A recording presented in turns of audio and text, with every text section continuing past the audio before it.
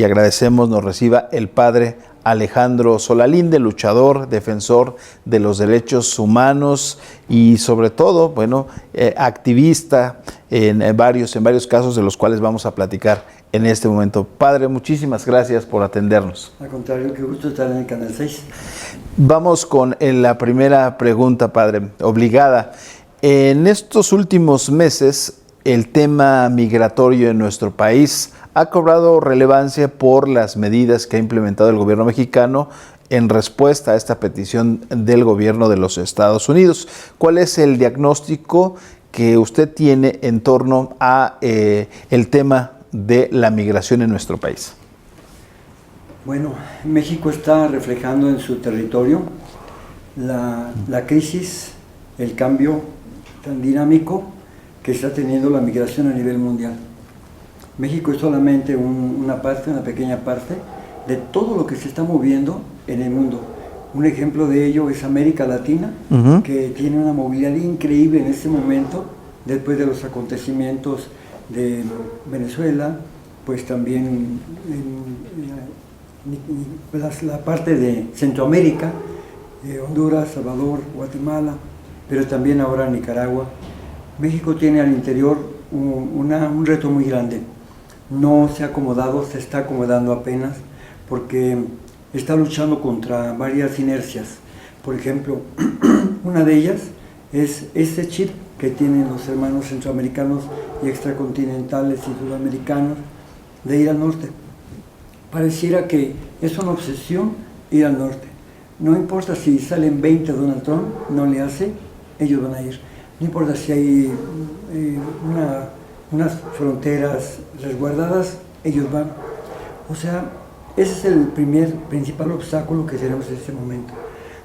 Otro es la presión constante que hace Donald Trump sobre el gobierno de México. Siempre lo ha hecho, pero ahora con chantajes y ahora con una persona que desequilibrada como es Donald Trump. Ante esto, hacia adentro, también hay una coyuntura nueva que es el cambio de México. México tiene un nuevo gobierno, un nuevo régimen, pero también, hay que decirlo, está viviendo cambios radicales.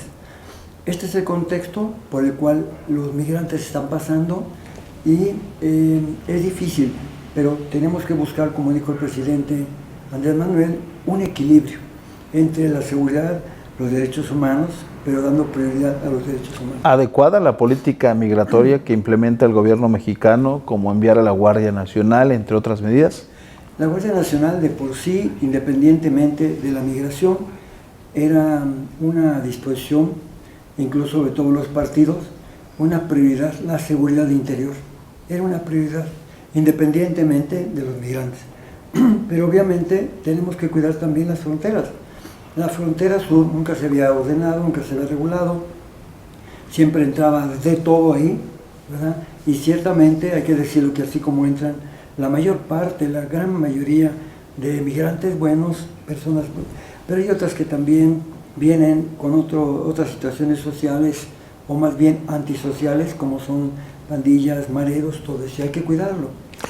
Para muchos, padre, usted siempre ha sido un recio defensor, crítico sobre todo del trato hacia los migrantes, pero en esos últimos meses se considera que se ha mantenido tranquilo en ese sentido. ¿Por qué, padre?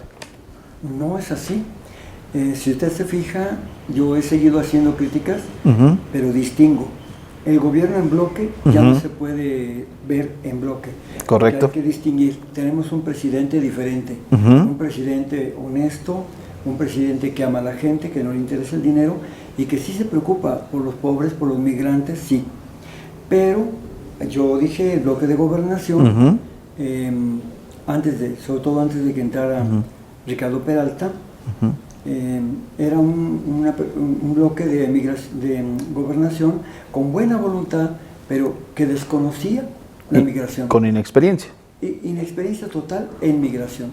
Por eso siempre estuve señalando, y además una cosa que sigo señalando, Alejandro Encinas es una buena persona, pero ni él ni ningún otro, por muy capacitado que sea, puede sostener población Derechos Humanos y además Migración. En una sola subsecretaría es imposible. Hay que entenderlo, una y otra vez lo he dicho, la migración requiere de una subsecretaría o una secretaría especial que dependa de gobernación, pero solamente que atiende estos asuntos. Pero una de las medidas que tomó el gobierno es precisamente tratar el tema de la austeridad, no crear más burocracia, y por ello se fueron, en el caso de Alejandro Encinas, a absorber otras áreas. ¿Considera entonces que sí se tendría que hacer una nueva oficina especializada en estos temas que me menciona? Esto es una necesidad. Alejandro Encinas quedó rebasado, y tan es así que de facto el Ejecutivo ordenó otro bloque para atender el asunto migratorio de parte de Relaciones Exteriores, lo cual que, pues, no es lo normal ni lo que marca la Constitución. Sin embargo, yo creo que se debe hacer. El criterio que ha dado el presidente no es ahorrar para no dar servicio, eso no. Al contrario, es ahorrar donde se debe ahorrar para servir donde se necesite. Y en este caso yo creo que se puede implementar esa subsecretaría sin que fuera oneroso, pero sí que atienda especialmente el tema migratorio. Usted, como conocedor de la frontera sur, a través de este albergue Amigos del Camino en Ixtepec, Oaxaca, que ya por muchos años ha atendido a miles de migrantes de la zona sur, de Chiapas, de Quintana Roo, de Oaxaca, ¿ha cambiado algo en los últimos meses? Porque se vive una oleada de migrantes masiva, si bien ahorita ha disminuido un poco, pero en los primeros meses del actual gobierno fueron por miles los que llegaron. Yo creo que sí está cambiando. La movilidad humana está tomando nuevos derroteros, está tomando nuevos caminos. Por ejemplo, a partir del 3 de octubre del año pasado a la fecha, vino un fenómeno de las caravanas. Entonces era un desorden. Esto las caravanas ya no va a ser, el gobierno ya no lo va a permitir. ¿Por qué? Porque está tratando en Tapachula de que haya una regulación migratoria. ¿Para qué? Para que los hermanos puedan quedarse en México donde ellos quieran, pero también, si están en su derecho de ir a tocar las puertas de Estados Unidos y solicitar asilo, lo hagan. Pero ahorita hay presiones sobre México para que esto sea posible.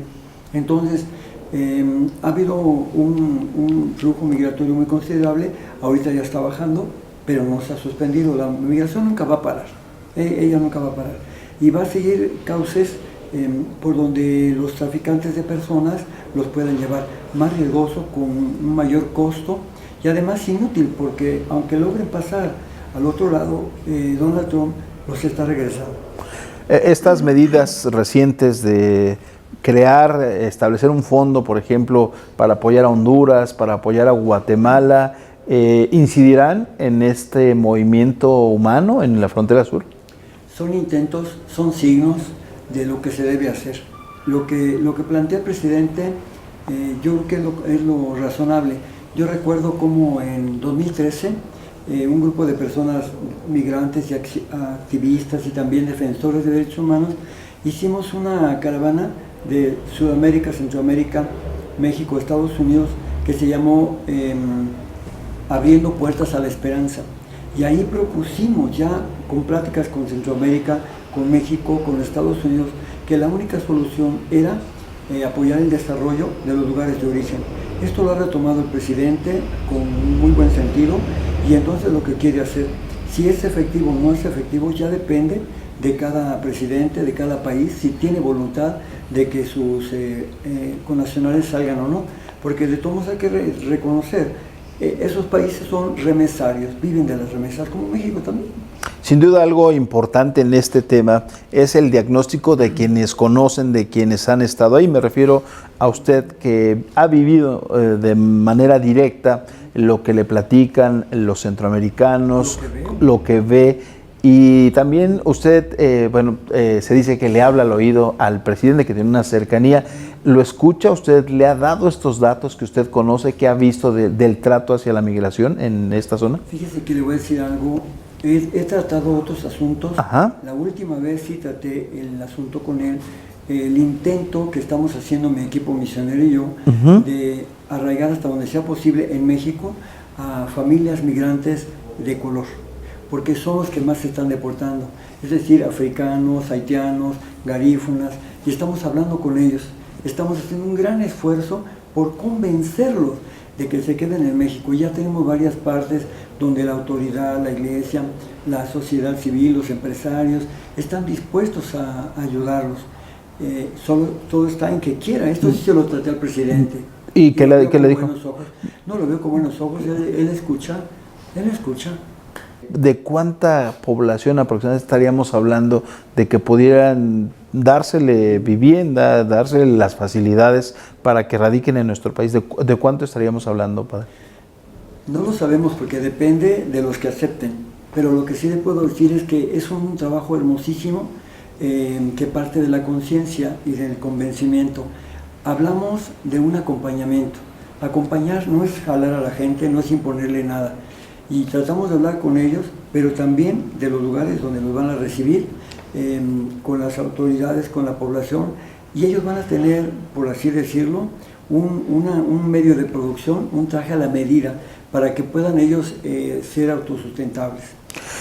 ¿No ha visto una reacción de polarización del lado mexicano, de los connacionales, hacia el extranjero? Si bien al principio, y es una característica de nosotros los mexicanos, el recibir, el darle la bienvenida al extranjero, pero con esta oleada masiva empezó a cambiar un poco el sentido de recepción del extranjero.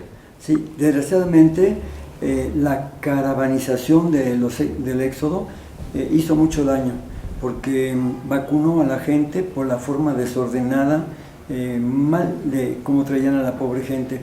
Sin embargo, nuestra gente es buena y hemos platicado, por ejemplo, ahorita tenemos espacios ya donde pueden recibir en Quintana Roo, Campeche, en Chiapas y en Oaxaca. Estos lugares ya tenemos sitios donde pueden empezar a recibirlos, pero falta que se haga el encuentro y que ellos empiecen a vivir y que digan cómo se sienten, hacer una evaluación de esto.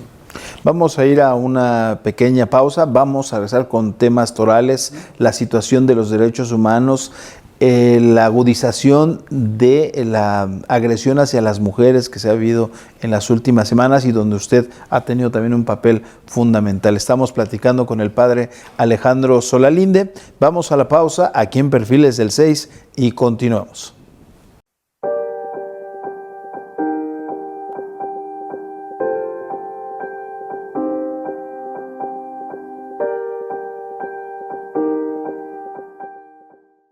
Regresamos, estamos platicando con el padre Alejandro Solalinde del tema migratorio, la situación que impera en nuestro país. Decía usted, padre, que cambió tras esta oleada masiva de migrantes hacia nuestro país. Hay un poco de recepción, o ha cambiado la recepción más bien de los mexicanos hacia ellos. Sí, el año pasado yo recuerdo que en México en general la gente estaba deseosa de ayudar, de participar. Sí. Lo vimos en el Deportivo Palillo, la gente toda quería ayudar, pero desgraciadamente estos flujos migratorios estaban acarreados o muchas veces traficados por personas irresponsables que no permitieron que hubiera ese encuentro con la sociedad solidaria. Y bueno, se produjo lo que se produjo, un hartazgo de parte de la gente, los medios también criminalizaron a los migrantes y bueno, tenemos eso, pero creo que todo eso se está corrigiendo y la gente en sí es hospitalaria y sí es buena. Lo quiero llevar a otro tema, padre, la situación del abuso, la agresión hacia las mujeres. Hemos visto casos y ahí están los datos oficiales en donde las mujeres, pues ha incrementado la agresión hacia ellas, hay violaciones, se han incrementado los feminicidios. Vimos una marcha reciente en la capital de la República Mexicana. ¿Qué está pasando en ese tema? Bueno, es sin duda exasperante el avance de la violencia hacia las mujeres. No podemos ciertamente ya tolerarlo, permitirlo, porque es en muchos lugares del mundo, pero es una vergüenza que se haga en México. Cada vez son más las mujeres que maltratan, que asesinan, y esto no para. Yo digo, se tiene que buscar una verdadera solución. La Iglesia Católica es la mayoritaria, hay 82% de católicos en México, y el 95% de los perpetradores son católicos. La Iglesia Católica ha venido cargando con un patrón cultural machista, patriarcal, que ha hecho mucho daño. Ciertamente la iglesia no inventó esto, ya estaba en tiempo de Jesús, pero no ha sido fiel a las enseñanzas de Jesús, porque él sí trató de romperlo. Él hizo un discipulado mixto y más tarde hizo un apostolado mixto también, al incorporar a María Magdalena en el momento de la resurrección al colegio apostólico. Sin embargo, en la cultura de los primeros cristianos pudo más que la enseñanza y el ejemplo de Jesús. Han pasado 2000 años y la iglesia sigue sin aceptar a las mujeres, sigue rechazándolas, y esto no es posible porque las mujeres tienen un papel importantísimo en el mundo. Necesitamos hoy y en la iglesia, necesitamos hoy que la Iglesia Católica cambie esos parámetros, que ya no discrimine a la mujer, que la reciba y que trate de defenderla con todo, porque no puede defenderla ni siquiera en los foros internacionales de la ONU, porque es observadora. Preguntarle, en el caso del gobierno federal, ¿se tiene una estrategia de perspectiva de género que está atendiendo adecuadamente o también falta mucho en ese aspecto por trabajar? Falta mucho, hay mucho. Nunca habíamos tenido, hay que decirlo, un gobierno con una equidad de género en las funcionarias y funcionarios. Nunca, nunca habíamos. Eso es histórico que hoy tengamos. Sin embargo, eso no quiere decir que los demás servidores públicos sí tengan una visión de género. No la tienen. Estamos luchando contra miles de años de esta mala cultura machista, patriarcal. No se cambia de la noche a la mañana, pero tenemos todas y todos que hacer un esfuerzo. Me parece que la Ciudad de México ha anunciado una serie de conversatorios, de diálogos con mujeres, o ya los está realizando, para buscar soluciones juntos. ¿Hay una descomposición social en nuestro tiempo que vemos ese tipo de acciones, padre? Sí, yo pienso que la violencia que no ha parado en nuestro país, porque no es de ahorita, ya viene desde hace muchos años, ahora se ve más, ahora ya no se paga por ocultarla. Yo pienso que es algo muy lamentable, pero en tratándose de mujeres, esto es alarmante. A ver, no es cualquier cosa que un joven, novio o esposo católico, ¿verdad? Cristiano, pero católico más que nada, sea un arma, un enemigo mortal para su propia compañera. Eso es terrible. Por eso pienso que debemos de hacer una reflexión todas y todos, y las mujeres no permitir, desde que son novias, desde la primera relación de amistad o noviazgo, no permitir que les falten al respeto, y por supuesto, casadas o no casadas, menos todavía. Y el mensaje también debe de incluir, lógicamente, de donde parte todo, en el seno familiar, ¿no? Exactamente, es ahí donde ha faltado una mayor evangelización. La evangelización se ha debilitado. La Iglesia Católica se ha dedicado al culto, se ha concentrado en el culto, no ha dado prioridad a la evangelización. La Quinta Conferencia Episcopal Latinoamericana, celebrada hace 12 años, ¿verdad?, en Brasil, fue muy clara en decir que debía intensificar la evangelización en la Iglesia. ¿Para qué? Para encontrarse con Cristo, para ser discípula de Cristo, para seguir el reino de Dios, para dejarse sellar por el Espíritu Santo y aprovechar la gracia de Dios. Nada de esto se ha hecho. El Papa ha sido autocrítico en ese sentido, sobre todo en los casos de pederastia, ha enviado los mensajes hacia los sacerdotes por esta situación que ha hecho también que la sociedad cuestione y critique al catolicismo, padre. Claro que sí, y yo digo, la Iglesia también, en ella ha permeado dos factores degradantes de cualquier espiritualidad: el poder y el dinero. El Vaticano, la Iglesia en general, aunque no quiera, son personas de altura, de una situación social, política, económica de altura, y esto ha dañado muchísimo. Jesús no podría encajar en estos esquemas, en estos parámetros, en estos ejemplos que dan. No podía. Se ha alejado de sus principios en ese aspecto. Por supuesto, y de seguir a Jesús. A ver, Jesús nunca estaría como un príncipe, Él nunca estaría en lugares privilegiados políticamente, nunca se estaría privilegiando económicamente de una situación de iglesia, mientras haya millones de pobres. O sea, Él no lo haría, pero sobre todo no rechazaría a las mujeres y a los jóvenes tampoco. La iglesia sigue siendo una sociedad, una gerontocracia. ¿Usted cómo percibe este acercamiento que ha tenido el presidente con otras religiones? Mire, yo creo que nuestros pastores, no veo bien, nuestros pastores católicos o no leen o se les olvida pronto la historia. Se están repitiendo muchos factores. Le voy a decir, en el siglo XIX, cuando estaba esta lucha entre conservadores y liberales, el presidente Juárez tuvo un papel importante. La iglesia tenía el monopolio de la economía, de los bienes inmuebles, pero también de la religión. En lo que hace el presidente Juárez es algo increíble, muy bueno, romper el monopolio del catolicismo, y entró, óigalo bien, entró después de siglo, en 1870, por primera vez, una escuela bíblica, y entró la difusión masiva de la Biblia, y tenían que enseñar primero a los indígenas, a quien fuera, el español, para poder leer la Biblia. Entonces yo veo con buenos ojos, porque además los cristianos evangélicos no son primos, son hermanos, son la misma iglesia, es la misma iglesia, pero de diferente forma, diferente religión. Todos los bautizados somos una sola iglesia. Cristo no fundó más que una sola. Entonces, si al presidente la iglesia católica lo ataca, y en lugar de acercarse y colaborar con él y ayudarlo, él tiene que aceptar la ayuda de quien se la ofrezca. Quiero llevarlo a otro tema. Como fiel defensor de los derechos humanos, como usted sabe, en breve habrá de elegirse a quien será el nuevo ombudsman en nuestro país. Ombudsperson. Primero, ¿cuál es la evaluación del ombudsman actual? Y también, ¿cómo tendría que ser quien llegue a ocupar ese cargo? Yo creo que tiene que transformarse todo. Está bien para lo que había, porque también el formato de la estructura de la Comisión Nacional de Derechos Humanos responde a unos regímenes anteriores.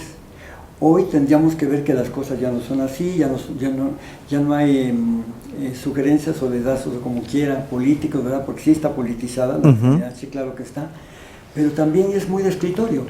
Se sale de vez en cuando, se toman la foto, pero siempre vuelven a la oficina. Entonces, esta no puede ser, la CNDH tiene que ser los visitadores, pero todos ser itinerantes también, tienen que ir al territorio, tienen que acompañar a las víctimas, tienen que sentir abajo lo que es. Yo creo que el presidente está dando un gran ejemplo de cómo se tiene que hacer todo con el acercamiento a las víctimas, a la población, a la gente, y desde ahí sentir empatía y actuar. Se dice que usted tiene simpatía por Elizabeth Lara. Sí, obviamente que sí, por Elizabeth Lara Rodríguez, porque ella ha venido trabajando, ella es una mujer que no tiene horarios, es entregada, no le importa el dinero, ama a los migrantes, es muy responsable de los derechos humanos y muy valiente ante autoridades corruptas, me consta, porque yo la he visto como es correcta, decente, pero muy firme. Esta cercanía que usted tiene con el presidente y la simpatía por ella, ¿pudiera ayudar a que sea más fácil el camino para llegar a Elizabeth Lara?